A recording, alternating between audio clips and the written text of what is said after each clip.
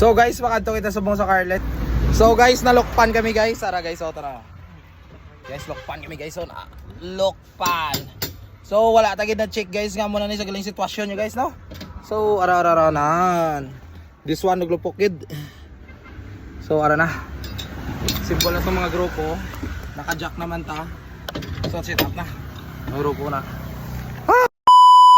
At iyon nga guys, ay papunta tayo ngayon sa Carles para magkukumpra na naman ng maraming fish. Ang kasama ko nga pala ngayon ay si Tokmol. Si Tokmol nga pala ang sinama ko ngayon kasi wala siyang klase. Kung may klase naman siya, ako lang isang maglalakad. At dito banda ay inaakyat ko na ang mga box na sisidlan ng ating pinangumpra na isda. Pinas forward ko na ang time at saka ang ating lagan. Nandito na tayo ngayon sa Kulasi. Mga idol, stop over kita na sa Kulasi dol, no? So mainom kita tubig, check sang salakyan. Amo ginayang dapat obraw naton basta gabiyahe.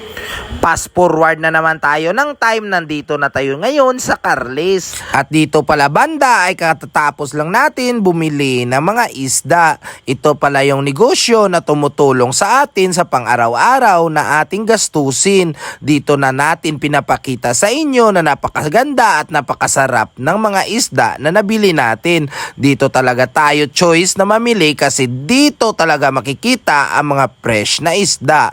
Makikita nyo naman na tapos na sila na pag-arian ng kanilang mga isda. Syempre dahil tapos na tayong mamili ay mag-prepare na tayo para uuwi na.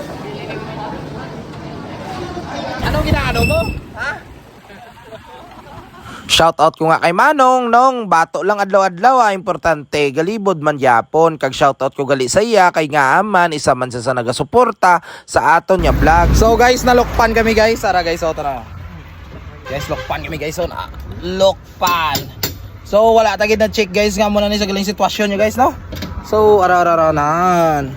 This one naglupokid. Actually, amo ni siyang ginamit ta subong nga salakyan kay naguba tong aton nya blue kag gina-stainless pa to siya, ginakayo pa siya bala. So subong wala man nato na expect nga amo ning matabo.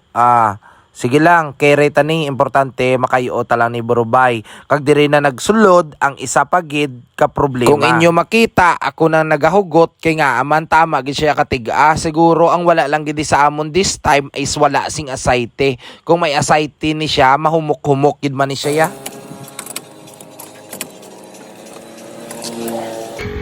So guys, may dala si ma'am nga mais guys, oh. Hi ma'am. Mga ayaw ko mais kay ma'am isa guys. Sorry guys, so kito anya ta kay nagutom kita sa naguba. Ma'am, thank you mama. Shout out kay mama. Dito banda, akala namin tapos na ang problema. Pero dito pa pala, papasok ang pangalawang problema. Dira kita nalokpan, oh. Tapos diri man lang gali sa ilang bulkitan. Come on, ito ang tangin.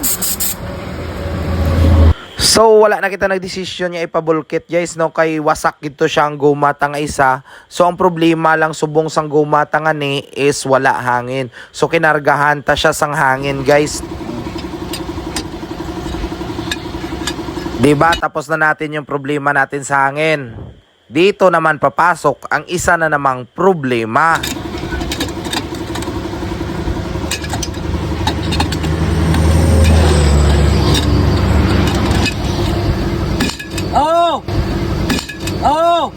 Amo kitambal ko daw. Dito ako pulew sa.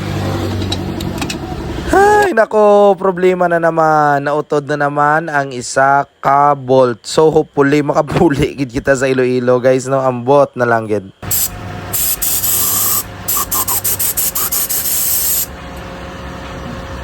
Dam, thank you so much. So shout out sa my motorcycle parts and services.